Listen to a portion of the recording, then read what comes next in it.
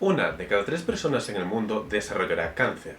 Las estadísticas asustan y nos hacen cuestionarnos algo tan básico como si ahora hay más cáncer que antes. Esta es una pregunta muy compleja que a su vez tiene una respuesta muy compleja, pero partiremos de la base de que la respuesta es un sí, pero con matices. Para poder entender esta respuesta, debemos contestar a otra pregunta muy importante, y es, si realmente ahora hay más cáncer que antes, ¿a qué se debe? Para responder a esto debemos entender antes qué es el cáncer. Al contrario de lo que mucha gente piensa, el cáncer no es una única enfermedad, sino que son un conjunto de enfermedades. Es una enfermedad genética, lo que nos dice que afecta a los genes o fragmentos de ADN de nuestras células, haciendo que éstas proliferen descontroladamente. Pero es muy importante no confundir genético con hereditario, ya que muy pocos tipos de cáncer son hereditarios, y aún en estos casos hablamos de predisposición genética. El cáncer es una enfermedad no contagiosa, salvo algunas pequeñas excepciones que veremos más adelante. Y sobre todo destaca porque el cáncer es una enfermedad tremendamente compleja. Y es que no todos los tipos de cáncer o de tumores son malignos. Los tumores benignos crecen solo localmente y no son capaces de disgregarse.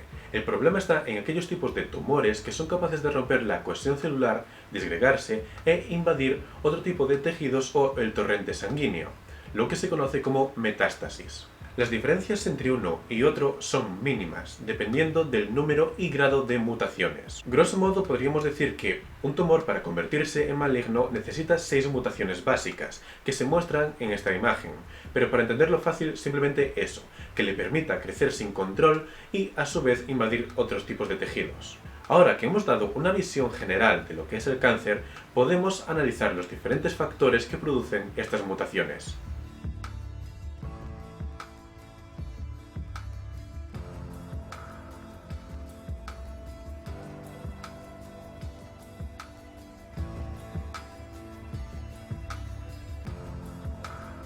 Durante los últimos 40 años, el número de personas con sobrepeso en el mundo desarrollado se ha incrementado hasta ser 1/3 de su población total. Y por primera vez en la historia, el número de personas con sobrepeso es superior al de las personas con infrapeso. La obesidad está directamente relacionada con 12 tipos diferentes de cáncer. Los estudios muestran que a partir de un índice de masa corporal superior a 25,3 kilogramos por metro cuadrado, el riesgo aumenta de manera directamente proporcional. Esto se debe al exceso de tejido adiposo o grasa, que es un tejido hormonalmente activo. Este libera la adipoquina, que es una hormona que promueve un estado proinflamatorio.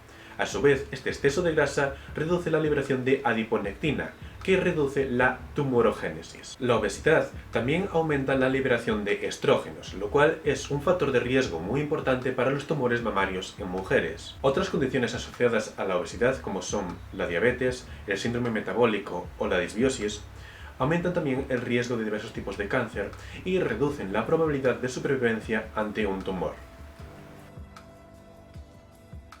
Dietas bajas en frutas, verduras y legumbres y ricas en carnes son el principal factor para el desarrollo de tumores del tracto gastrointestinal y mamarios. Por supuesto, las frutas y verduras crudas tienen una gran cantidad de vitaminas que actúan como cofactores y antioxidantes, reduciendo el estrés oxidativo en las células, lo que comúnmente se conoce como efecto anticáncer. Se ha demostrado que un consumo diario de 100 gramos de carne roja o de 50 gramos de carne procesada aumenta entre un 20 a un 25% el riesgo de cáncer de colon, de páncreas o de estómago. Además, estos alimentos son típicamente cocinados a altas temperaturas y con altas dosis de sal, lo que añade hidrocarburos policíclicos aromáticos y óxidos de nitrógeno, que son potentes carcinógenos. Para aquellos que tengáis curiosidad por saber por qué las carnes están clasificadas como carcinógenos de tipo A1 o A2, es decir, al mismo nivel que el humo del tabaco o los asbestos, probablemente se deba a la presencia de un glicano denominado como ácido N-glicolineuramínico, que induce por un lado un estado proinflamatorio a nivel del colon y por otra produce una desregulación de nuestra microbiota intestinal, fenómeno conocido como disbiosis. En los últimos años se está viendo que esta disbiosis está detrás de muchísimas enfermedades. Por eso se recomienda consumir mucha fibra para mantener una microbiota sana y a su vez mantener los posibles carcinógenos el menor tiempo posible en contacto con el intestino. Para finalizar, quería hablar de esta moda de tomar vitaminas en forma de suplemento. Se ha visto que Un consumo excesivo de vitamina B12, B6 o carotenoides puede aumentar el riesgo de cáncer de pulmón entre un 17 a un 20%. Y en cuanto a las dietas anticáncer, la comunidad científica es muy clara. La única dieta saludable en este aspecto es aquella que es baja en carnes y rica en fruta, verdura, legumbres y grasas saludables. Es decir, la dieta mediterránea.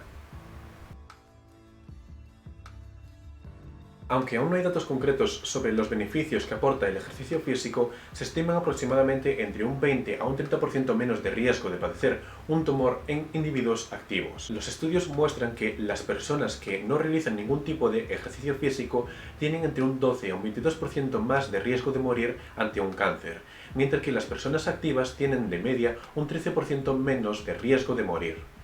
Aunque algunos estudios han demostrado que en mujeres que realizaban ejercicio físico de manera regular ante un tumor mamario tenían un 54% menos de riesgo de morir, lo cual es muchísimo.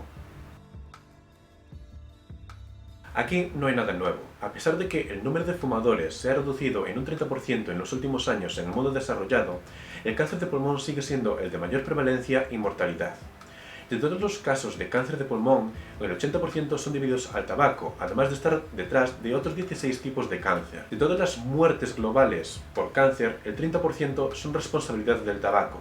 El humo del tabaco contiene unos 7.000 productos químicos, de los cuales 250 son nocivos y 70 son cancerígenos, entre los que se encuentran, por ejemplo, los hidrocarburos policíclicos aromáticos, nitrosaminas y el polonio 210.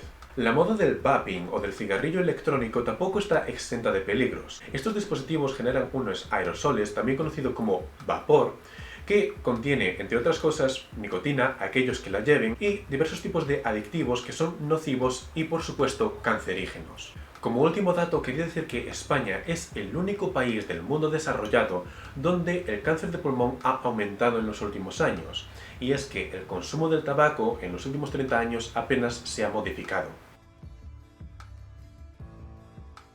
A pesar de que todo el mundo conoce la relación entre el consumo de alcohol y el hepatocarcinoma, muy pocos saben que el alcohol también aumenta el riesgo de cáncer esofágico, pancreático, estómago, colon y sobre todo es un factor de riesgo muy importante para el cáncer mamario en mujeres. Esto se debe a que durante el proceso de detoxificación del alcohol por parte de la alcohol deshidrogenasa se genera acetaldehído, el cual aumenta el riesgo de cáncer esofágico. Y en el caso de las mujeres, el consumo de alcohol aumenta la producción de estrógenos, con el consiguiente riesgo de tumor mamario. Por supuesto, la relación entre alcohol y cáncer depende de la cantidad, pero se advierte, no existe ninguna dosis de consumo seguro de alcohol.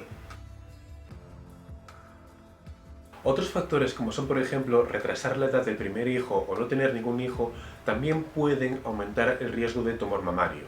Pero creo que, sin ninguna duda, el factor más importante que tenemos en nuestro día a día es el estrés. Y como se verá en el futuro, tendrá una gran importancia en el desarrollo de muchísimos tipos de tumores. Un pequeño inciso aquí, y es que ya se me olvidaba hablar de esto, el pasado 3 de junio fue el Día Mundial contra el Cáncer de Piel. Y varios dermatólogos publicaron un artículo que empezaba diciendo: por desgracia, sigue estando de moda ponerse moreno. Y tienen razón, o sea, es algo que no se entiende, porque una piel morena es ante todo una piel dañada. Y esto no es ninguna broma, y es que el cáncer de piel es el cáncer con mayor prevalencia en todo el mundo, ya sea por ponerse al sol ahí a tostarse como una uva pasa, o en cabinas de rayos ultravioletas, que deberían estar ya directamente prohibidas. Se ha comprobado que son cancerígenas, pero siguen estando ahí, o sea, la situación es de risa realmente. Este es el final de la primera parte. No os perdáis la segunda parte, donde analizo factores como son la contaminación, la radiación de los móviles, el caso de Galicia, juguetes sexuales y otras muchas cosas.